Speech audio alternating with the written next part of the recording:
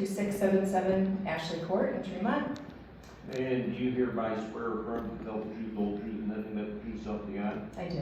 Okay, same format, opening comments, questions, and closing comments. Good evening. Thank you for being here tonight. My name is Kate. My ancestors were some of the earliest European settlers to homestead in Tazewell County, and many of them are buried in Dillon Cemetery. I am a 7th generation Tazewell County resident, and while I may not have a well-known farming family last name, I care deeply for our land that makes Tazewell County a special place for me to raise my children, the 8th generation, one of whom is being very patient here with us tonight. When the Gould family land auction took place nearly 2 years ago, I was over the moon to have been granted the opportunity of a lifetime to preserve a very special piece of property, which you can see in photo 1. I was even more thrilled when we found out that Jared Binkendorf was the young new owner of the farmhouse in northern Oak Savannah. Oak savannas are becoming more and more rare, especially in central Illinois. Jared's values of land stewardship align very well with ours. I was quickly dismayed, though, once I realized that the property line of the adjoining west farmland, purchased by Brad Souter at the same auction, which had been in agriculture for over almost 120 years, cut through a small west side of our land, cutting us off completely from the northwest 2 acres. In less than 2 weeks, I was contacted by Brad to work out a deal, and just as quickly, I came to the realization that he was out to make a quick buck. The price of what he referred to as useless timber went from $19,100 per acre that he paid to $30,000 per acre in less than a month. The day he and I met to talk about property lines, he joyfully pointed out to me the spots that he would have put in residential lots if he had bought ours and Jared's property, and how he would have subdivided them. When I pointed out that it wasn't zoned for that, he brushed it off and said he would simply just get it rezoned. In an effort to preserve and protect our investment, we agreed to purchase the additional 5 acres.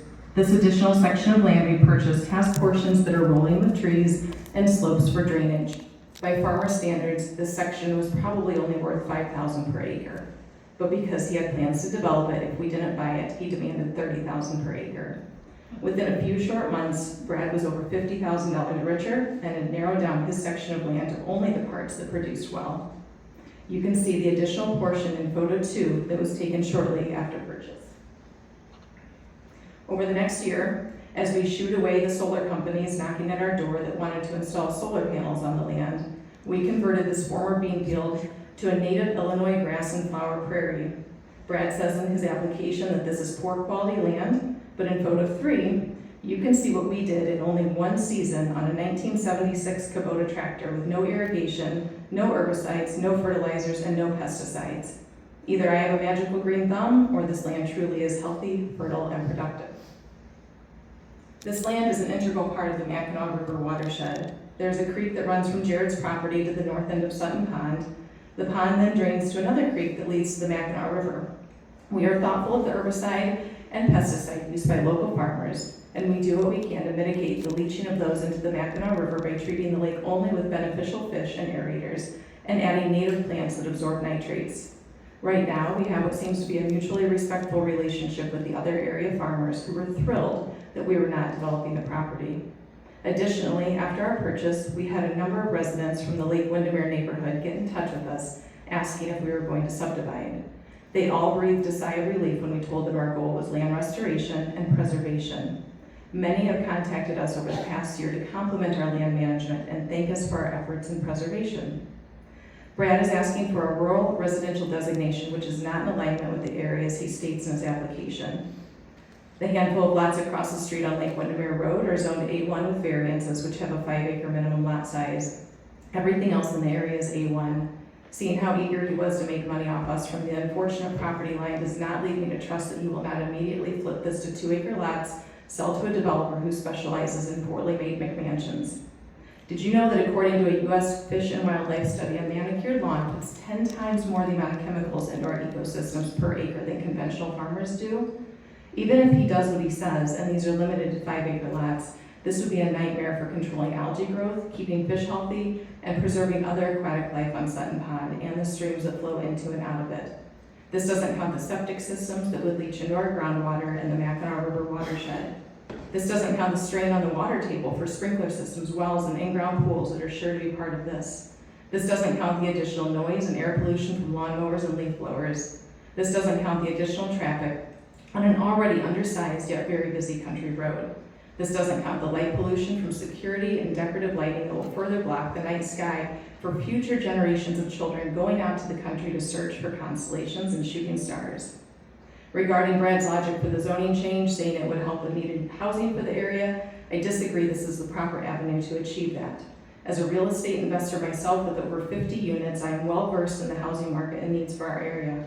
Unchecked residential real estate growth without simultaneous commercial and industrial growth leads to strains on our public schools, roads, and safety services. Adding a few McMansions in the middle of the cornfield is not the solution. Our community needs affordable housing connected to city utilities and services that attract young families, not luxury homes accessible only to the wealthy that strain rural infrastructure. Let's consider how Morton is growing. The majority of subdivisions are extensions of the village. Curb, gutters, and municipal utilities are streamlined and used efficiently. As Morton neighborhoods have grown, so have the commercial and industrial sectors on the north end of town. There are two outlying neighborhoods, Kennel Lake and Mayfair, but the majority of growth is within village limits attached to village infrastructure. In fact, only 10% of homes that feed into 709 school district are outside of village limits. Comparatively, let's look at Tremont. You have Lake Windermere, Iron Mountain, Hickory Hills, and Royal Colony, in addition to other smaller residential areas. I learned a lot from reading the earlier referenced 2022 Tremont Comprehensive Plan and found out there are over 100% more students located outside of Tremont village limits than are located within the village of Tremont.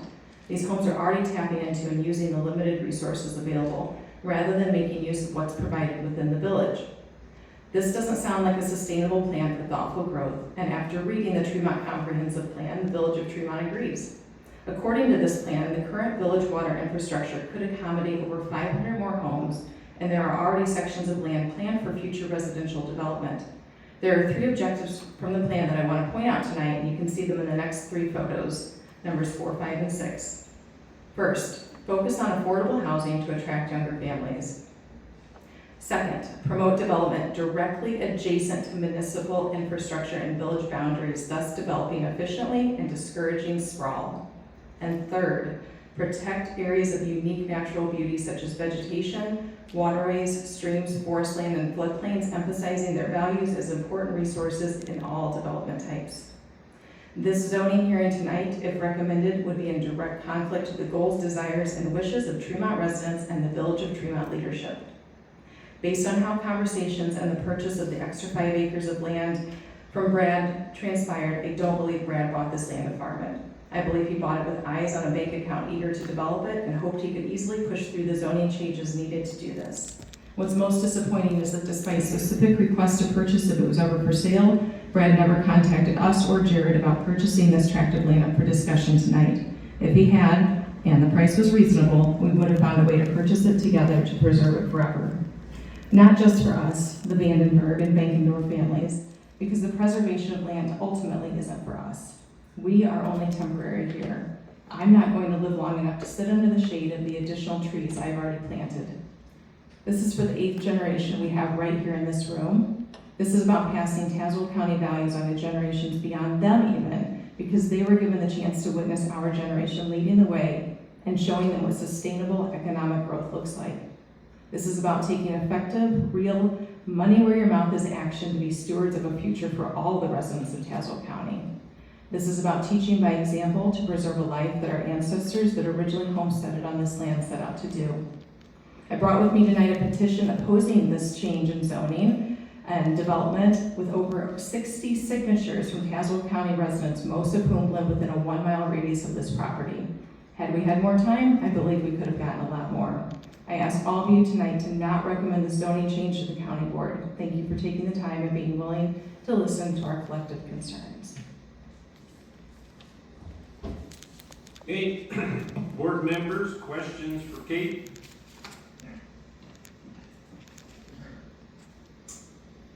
Land use?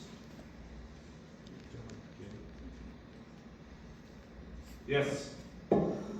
So that spot next to the lake is no longer a field there, that's the wildflower farm? Correct, yeah. Where you can see the line on the east side kind of goes through the west side of the lake. You can keep track of my directions there. That was the additional 5 acres that we purchased. And if we hadn't, we would have been cut off from that northwest corner of our property. Thanks. Sure. It looks to me like the solar people need to figure out how she plants pollen. I was thinking that earlier. I was thinking the same thing. They can't do it in 3 years. Okay. Other questions for Kate, board members or land use? Do you have any specific questions for Brad? I do not. Okay, do you have any specific questions for Kate? Not at this time. Okay, closing comments? That's all I have. Thank you for your time this evening. Thank you.